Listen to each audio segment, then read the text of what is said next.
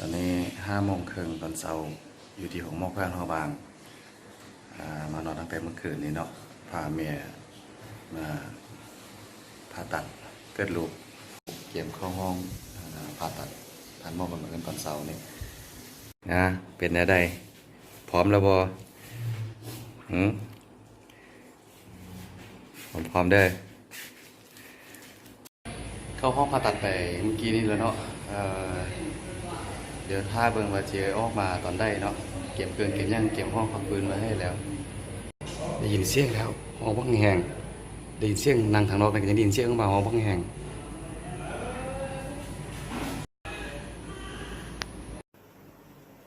เรียบร้อยอีห้องพักปืนแข็งแหงแม่และลูกเดี๋ยวให้เบิ่งลูกดิพี่ตื้ออยู่ใส่หน้านะ